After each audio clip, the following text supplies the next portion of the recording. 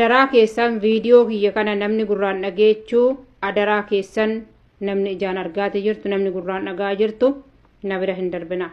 Abeeyyaa carraa shamarran biyya Arabaa daamummaa isaaniitiin baaniit hambifa lamaan bangalanirra asitti immoo du'anii reeffi isaanii galaate jira. Sagalee kiyya kana namni obboleettii qabdu namni haadha qabdu haati micayyoo tanaa hidhaadhaan jirti sheer naa godhaa duwit naa godhaa qaama ilaallatu biraan nu ga'a.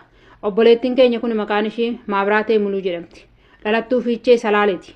Akka nama kamii ofan jijjiiraa maatii koon jijjiiraa ofillee ofan guddisa jetteet gara biyya Dubaay erga deemtee waggaa 2 lakkoofsiste. Waggaa 2 kana keessatti obboleettiin keenya kun silkii hin qabdu madaam ishee birrumaallee baankiidhaan ergaaf jirti siqaa hedduu keessa argisiisaa turte.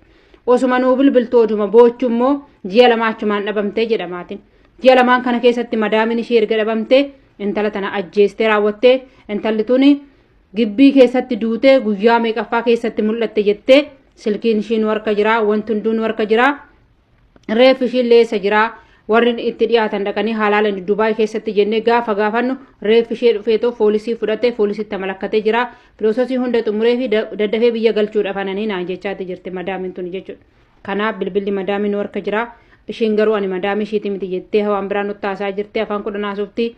Yaa uummata du'aatiin ijoollee keenya keessattuu shamarran biyya Arabaa meeqatu jira bilbila of harkaa dhabee meeqatu jira achumatti affanamee kan hafaatee jiru micayyoo tanaa sagalee haa taanu. Madaamin tun amma ajjeestee raawwattee daftee gara biyyaa ofirraa geessuudhaaf asuu maallaqni ishiillee na bira jira jechaa jirti. Maallaquma ishii kan na bira jira jettu sanillee biyyatti dabarsi jennee akkaawuntii maatiitti erginaa kaleessa fi dheengadda immoo bilbila nu walaa kaasuu didde jechuudha. Amma micayyoon tun erga na bira geeche har'aan guyyaa arfaffaa moo shanaffaadhaaf deemti. Garuu ani dubbiin haxaarraa dadhitan zim jedhe. Kanaafuu micayyoo tana bira dhaabbadha. Sagalee kiyya kanaa sheer godhaa duwiit godhaatoo intala tanaa sagalee haa taanu. Micayyoon tun maatii ishee wajjin teechee hin quufne. Haati micayyoo tanaa hidhaatti jirti dhugaa rabbiis ni jedha. Hidhamtee jirti. Intalli tiyya akkam taatee dhalatti nyaatamtee hafte jetteeti.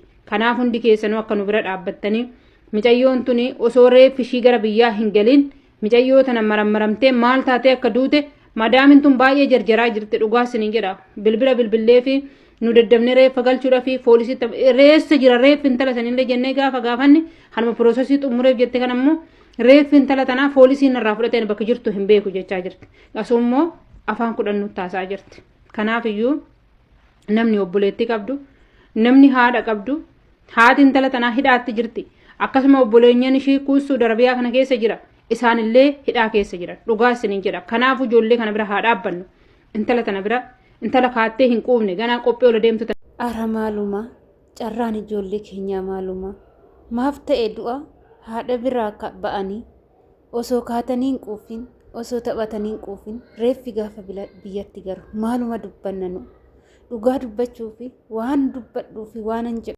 Akkuma dhageessan jechuudha obboleettii keenya kana Dubaay Imaaraatii kan hojjettu yoo ta'u hanga waggaa 2 guutuutti madaamin ishee bilbila akka hin dawwalle dhooggattee akkasumas maallaqa ishii baankiidhaan malee gara alaatiin hin ergitu akkasumattuu mooyyuu maatii ji'atti al tokko qofaadha kan maatii ishee dubbistu malee maatii ishee hin dubbistu jechuudha mucayyoon tuni.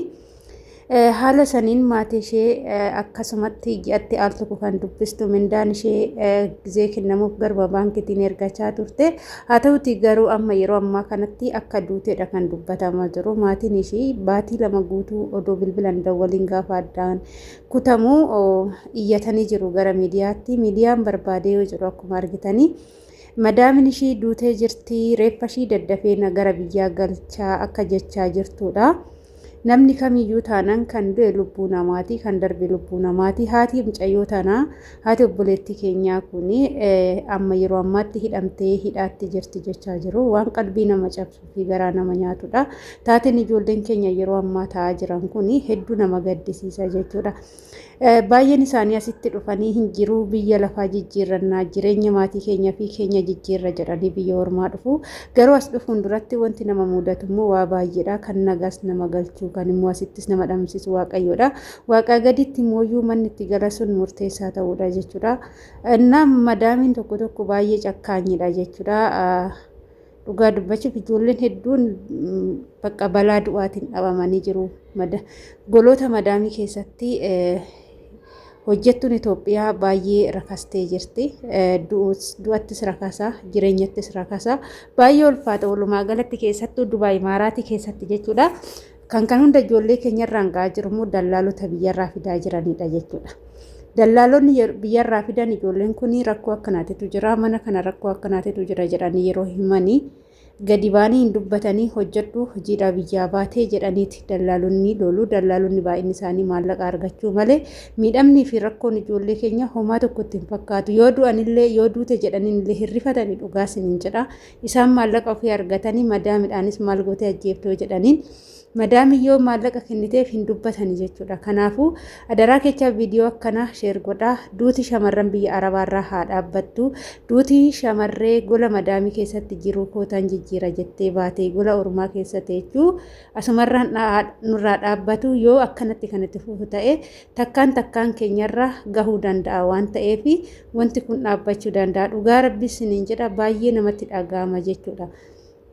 Biyya ormaatitti lubbuu natsaa fayyaa guutuu namni kamiyyuu taanaan dhibeellee hin qabnu gaafa biyyarraa baanu dhukkubumallee hin qabnu fayyaa guutuudha jechuudha. Marammaramnee meedikaala seennee qulqulluu ta'uu keenya erga beekamnee kan biyyaa baanu ijoollee baay'een ergaas gaanii iyya madaamii waca ijoollee madaamii bakka waa hundaan nu dhukkubsatu malee gaafa manaa baan hundi isaaniitu fayyaa guutuudha. Namni dhibee tokko qabu hin jiru, namni dhukkubsatu tokkollee hin jiru jechuudha. Kanaaf viidiyoon akkanaa dhageetti haa argatu. Mootummaa yaa dhaga'u ijoolleen akkasitti miidhamaa jiranii asitti akka ajjeefamaa jiranii rakkoon gurguddaan akka irra gahaa jiru qaamni seerri ilaallatu nu haa dhaga'u, imbaasiin nu haa dhaga'u, ejensiin nu haa dhaga'u. Viidiyoo kana sheer godhaadha. Miidhamni obboloota keenya miidhama keenya, duuti obboleettii keenya du'a keenya dhugaa dubbachuudhaaf ishiinillee akkuma keenya kanaa nan dalagadhaa naman ta'a maatii kootan jijjiirattee biyyaa baate malee nan du'a nan ajjeefama reeffa kootitu maatii kootti deebaa jetteeti miti. Namni kamiyyuu du'uufi miti kan biyyaa bahuutiin jira. Baay'ee namatti dhaga'ama jechuudha hordoftoota kiyya. Kanaafuu viidiyoo biraatu sheer gootu viidiyoo akkanaammoo sheer goonee walaa gargaarru isiniin jechuu jaaladha. Akkuma yeroo gammachuus gammannee gara keechaan dhufnu yeroo gaddaatis immoo gaddinee gara keechaan dhufaa jirra jechuudha. Isin immoo yeroo hordoftan sheer gochuudhaan akka qaamni ilaallatu bira gahu gochuu qabdu jechuudha. Viidiyoo kana malee ilaaltanii bira darbuu hin qabdanii adaraa keechaan isiniin jedha. Warroonni viidiyoo akkana gara keenya fidanillee nus gahee keenya dirqamaanis immoo akkuma gahee koo ba'uuf simbira fide isin immoo gahee keechaan ba'uuf ofirra dabarsaa isiniin jechuun jaaladha hordoftoota kiyya.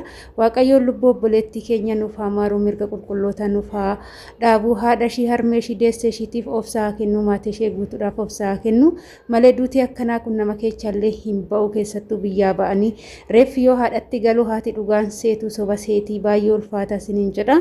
Egaa viidiyoo kana asumarraa nan goolabaa turtiin wajjin gootaniif galatoomaa isiniin jecha viidiyoo biraatiin hanga walitti deemtii turtii gaarii isiniif haa ta'u. Baay'ee.